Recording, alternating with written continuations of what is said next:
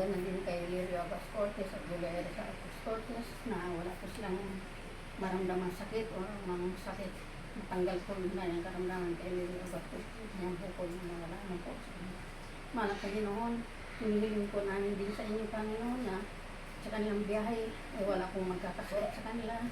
Wala pong magkakaramdam ng hirap, pagod, sakit, gutom sa kanilang biyahe. Lahat po sila ay hindi pang babayan. Maging maayos po, maging malakas, malusog. Hindi ka makakaramdam ng hirap sa biyahe, sa pagod, hirap sa kanilang mga karya. Hinihiling po rin namin, mahal na Panginoon, yung kanilang mga bagahe. Wala pong maglalapit na masama, wala pong manira, na maging maayos po ng mga bagahe, walang magbabagsak, hindi po sila mawalan, wala pong magnakaw, walang makalapit na masasamang tao, maayos nilang madala. Yung bagahe nila na kumpleto po, nila madala sa Greenland.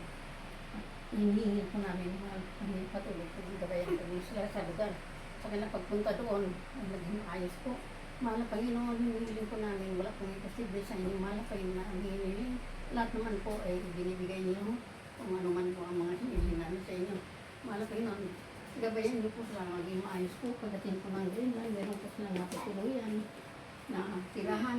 Sila Rodrigo Alvarez Cortez, Lirio Agas Cortez, at Julia Erika Agas Cortez, ganoon din mga pinsan ng Alexandra Cortez, na meron po silang matutuluyan.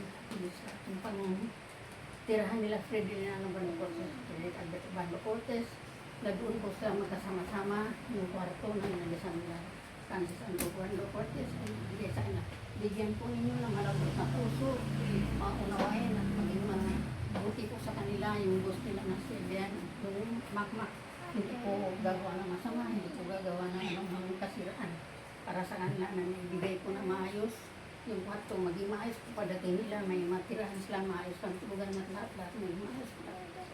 Wala po imposible sa inyong mga Panginoon, dahil po ang higit ng mga kapangyarihan sa lahat na ibigay po niyo sa amin ang aming mga kahilingan. Maraming salamat po sa grasya at piyaya pinagtulong sa amin sa buong buhay po namin. At salamat po maraming.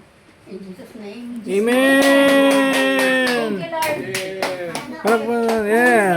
Start tomorrow. Have a safe life. Happy trip bukas. Happy trip bukas. Ako, Calvin. Sobrang miss namin kayo. Sobra. Salamat yan, ano? Ingat kayo ha. Ingat. Ingat kayo. Ingat. Julia. Kahit na. Wala, nagdadasal ako, Happy naiyak. trip tayo. More blessing at Naiyak ako eh. Magkaroon na Kahit ano. bukas. tirahan. makakabili ng bahay. Tulungan tayo ni God na maging tagumpay Ano yan? Para sa sasakyan. kinabukasan ng bayan. Ang hinihiling natin yung lahat tayo aasenso. Makatapos ng pag-aaral ng mga bata. Tagumpay tayo. Amen. Sagana, Oo. laging masaya, magkakasamang buong pamilya. Matanggal yung mga Lahat ng karamdaman. sakit natin, pagalingin. Amen, amen. Kung mahaba ang Mahal na buhay. nalagyanan ng tissue ni Mama. Oh, Maasay ko na siya. oh. Dahil sa papuntang Greenland, kaya yung lagyan na ng tissue, ayan na. Sama naman. Oreo. Nasa yung mga baril niya. Sa tissue pala. Panalangin natin na mas maging malakas pa si Oh, Mana. sandali lang, wait lang. Yung Si blue. Papa. Doble natin, Blow. Kayo. Sino Kayong tatlo, kayong tatlo. Sige, doble na. Hindi, kayo ng apat. Kayo. Silang apat. Kayo. Si Jam Jam. Dito, tulungan natin. Sama na si Jam Jam. Sama si Jam Jam. Si Paris ng... Jam. Sabay-sabay kayo. 1, 2, 3. Yay! Nakalimutan yun. Maging malakas pa ang lalo ang health natin. Amen. Na si Mama, yung stress niya mabawasan, si Papa mabawasan yung pangunguli. Amen.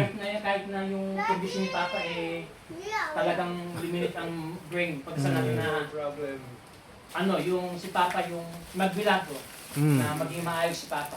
Oh, sige. Sa buong sabihin na natin 3 years or 5 years na wala na less ang pangunguli. Lahat kayo ligtas. Amen. O, kain na, kain na. Punas.